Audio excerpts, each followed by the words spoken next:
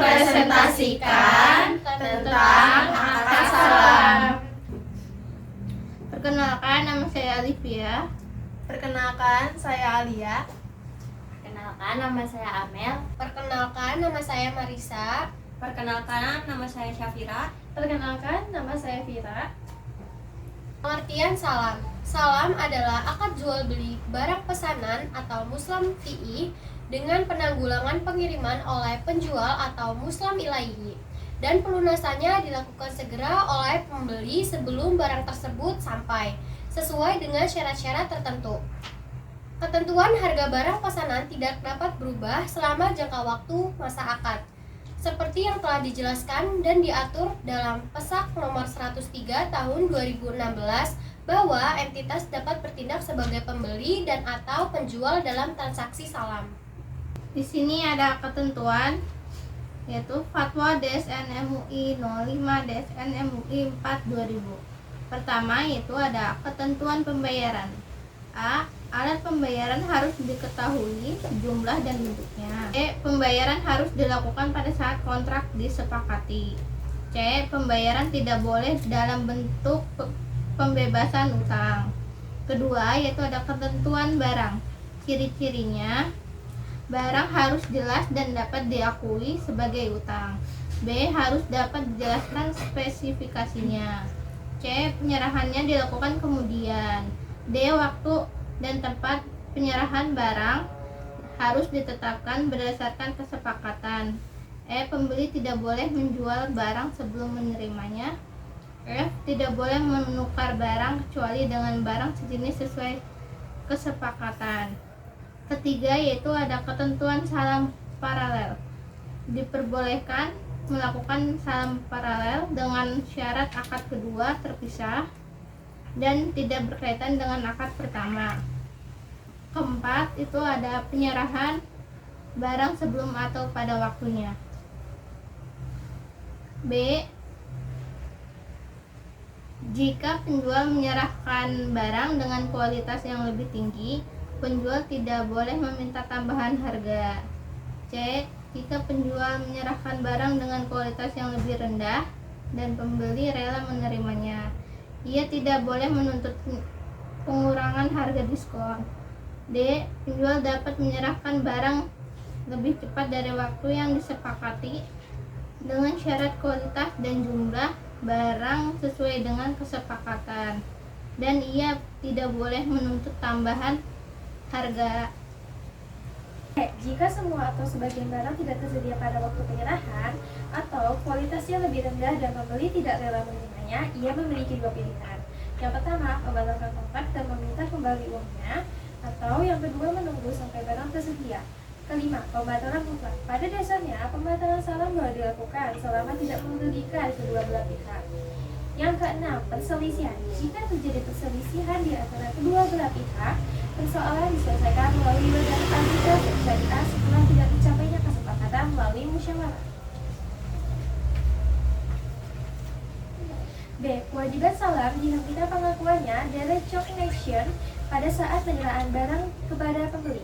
Jika penjual melakukan transaksi salam paralel, selisih antara jumlah yang dibayar oleh pembeli akhir dan biaya perolehan barang pesanan diakui sebagai keuntungan ataupun kerugian pada saat pengiriman barang pesanan oleh penjual ke pembeli akhir. Mekanisme pencatatan dalam pembukuan penjual Bank Syariah adalah sebagai berikut. Pada saat Bank Syariah menerima modal salam dari pembeli akhir, contohnya pada 1 Mei 2019, Bank Syariah menerima modal salam dari pembeli akhir sebesar Rp1.100.000, sehingga jumlah yang dicatat oleh Bank Syariah adalah sebagai berikut. Yang pertama, kasnya di debit Rp1.100.000 dan utang salam di bagian kredit Rp1.100.000.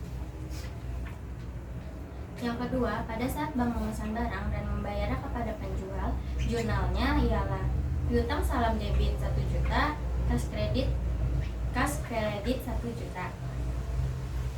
Yang ketiga, pada saat bank menerima barang pesanan dari penjual, jurnalnya ialah persediaan barang salam debit 1 juta, piutang salam kredit 1 juta. Apabila biaya barang pesanan tidak sama dengan jumlah kas yang dibayarkan bank kepada penjual, bank akan mencatat jurnal pada saat penyerahan barang kepada pembeli sebagai berikut. utang salam di debit sebesar 1.100.000, persediaan barang salam di kredit 1 juta, keuntungan salam di kredit Rp100.000. Dan kelima, apabila biaya barang lebih besar dari jumlah yang dibayar nasabah, bank akan mencatat sebagai berikut. Utang salam di debit sama dengan Rp900.000, kerugian salam di debit sama dengan Rp100.000, dan persediaan barang salam di kredit sebesar Rp1 juta. Contoh studi kasus, pada tanggal 1 April 2019, seorang petani, Bapak Adhansyah, datang ke Bank Syariah Musyawarah untuk mendapatkan pembiayaan. Bapak Adhansyah memiliki sawah 2 hektar yang biasa ditanami padi. Bapak Adhansyah mengajukan dana pembiayaan sebesar Rp10 juta untuk membiayai persiapan tanam bibit padi di Rojolele, pemeliharaan, dan sebagainya. Berdasarkan hal tersebut, Bapak Adhansyah memperkirakan 2 hektar sawahnya akan menghasilkan 6 ton beras yang sudah digiling dengan kualitas nomor 1. Harga per kilonya adalah Rp10.000. Bapak Adhansyah akan menyerahkan beras 3 bulan setelah panen, yaitu pada tanggal 7 Juli 2019. Dalam hal ini, bank akan memberikan pendanaan dengan akad salam. Harga beras yang disepakati adalah Rp10.000 per kilogram dengan kualitas nomor 1. Akad salam dengan Bapak Adhansyah ditandatangani pada tanggal 3 April 2019. Setelah itu, pada tanggal 4 April 2019, Bank Syariah membuat akad salam paralel dengan Bulog. Dengan kesepakatan harga beras yang dijual bank ke Bulog adalah Rp11.000 per kilogram. Bank Syariah menyerahkan modal usaha salam kepada Bapak Adhansyah pada tanggal 5 April 2019 sebesar Rp10 juta. Diminta, buatlah penghitungan dan penjurnalan yang harus dilakukan oleh Bank Syariah Musyawarah. Setelah itu, sajikanlah transaksi-transaksi yang terjadi pada laporan keuangan Bank Syariah Musyawarah per 30 April 2019.